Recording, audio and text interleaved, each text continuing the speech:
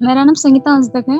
मैं बड़तल चर्च की हूँ और ईस्टर्न झारखंड सेक्शन से बोल रही हूँ। मेरा गवाही इस प्रकार है कि 2020 में जूम के थ्रू से मुझे एक लड़का से कांटेक्ट हो गया था और हम दोनों काफ़ी वक्त बिताते बात करते रहते थे फ़ोन पे।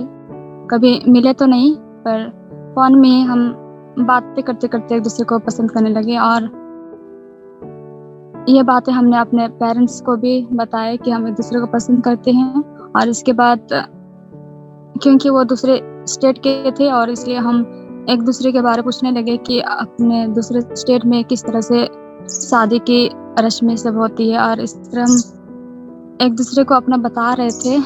तो उन्होंने एक फैमिली फ़ोटो भेजा जिसमें उसकी माँ गहने पहनी हुई थी और ये देख के मुझे ठीक नहीं लगा क्योंकि मैं एडवेंटिस्ट फैमिली से हूँ और मैंने कभी नहीं पहना है। मेरे माता-पिता ने मुझे यही शिक्षा दी है कि हम एडवेंटिस्ट में सिंपल रहते हैं, हमें आभूषण की कोई ज़रूरत नहीं है, इसमें नहीं पहनते हैं।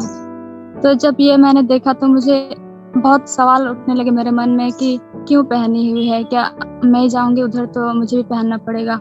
और ये सारा बात मैंने अपने पेरेंट्स से बोला, उससे बातें की तो उन्होंने भी मुझे बोला हाँ, ये तो हमारे लिए ठीक नहीं है, उनसे बात कर लो। फिर मैंने उससे पूछा कि क्या ये आपकी माँ जो है ये आभूषण क्यों डाली हुई है? क्या मैं जाऊँगी तो मुझे भी डालना पड़ेगा? तो उन्होंने कहा नहीं वो हमेशा नहीं पहनती है पर कुछ फंक्शन होता है तो वो पहन लेती है, कुछ प्रोग्राम्स सब में जाती है तो और अगर आप चाहो तो आप नहीं पहनोगे ठीक है, पर ठीक है मैं माँ से पूछ के बता दूँगा। और इस तरह से उन्होंने जब फिर कॉल किया तो उन्होंने कहा कि नहीं, आप पहनो या ना पहनो हर पल पर शादी के वक़्त में आपको पहनना पड़ेगा।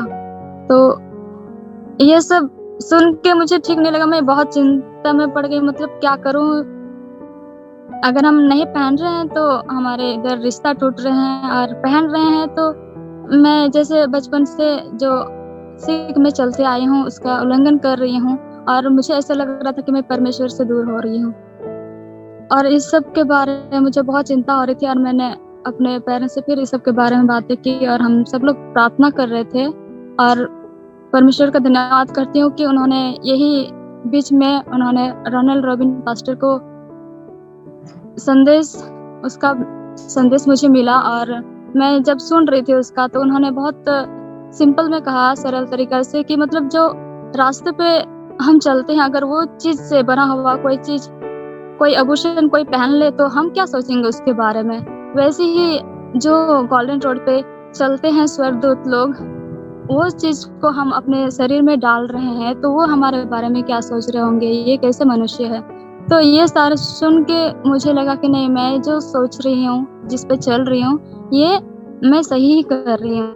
और इस तरह से हम और भी सुनना चाहते थे और हमने कई पास्टरों से भी बात की इसके बारे में और फिर से हम सुनते रहते थे रोनाल्ड रॉबिन पास्टर का सब और मुझे बहुत अच्छे तरीक़े से मिला उसका संदेश में कि जब हम अपने आप को समर्पित करते हैं प्रभु के पास तो हमें पूरा समर्पण करना चाहिए, पूरे तरीक़े से समर्पण करना चाहिए, आधा-आधा नहीं। तो उस समय मैंने ये फ़ैसला किया कि नहीं, कि मुझे अगर ये रिश्ता टूट भी जाए कोई बात नहीं लेकिन मैं प्रभु से अपना रिश्ता बनाए रखूँगी। और इसलिए हमने फिर उसे कॉल करके कहा कि ठीक है अगर आपकी माँ चाहती है कि मैं पहनूँ तभी ये रिश्ता बनेगा, तो मैं ये शादी नहीं कर सकती।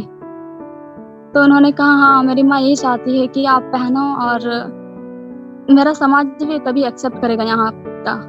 तो ये सब बातें करते ही हमारा जो रिश्ता था हमने ख़त्म कर दिया और लेकिन मुझे इसका कोई अफ़सोस नहीं है क्योंकि वहाँ रिश्ता ख़त्म तो हो गया पर मेरा प्रभु के साथ रिश्ता जो है वो बहुत मज़बूत हो गया। मुझे खुशी होती है कि प्रभु ने मुझे एक सही रास्ते पे चलने के लिए अगुवाई की है और मैं सभी पास्टरों को भी रोनाल्ड रॉबिन पास्टर का भी धन्यवाद करती हूँ कि उन्होंने इतना अच्छे से संदेश सुनाया और हम बहनें मतलब मैं उस समय जो गिरने पर थी, बल्कि उस समय हम प्रभु में और अच्छा रिश्ता बनाने लगे। सबको धन्यवाद। जय मसीह की।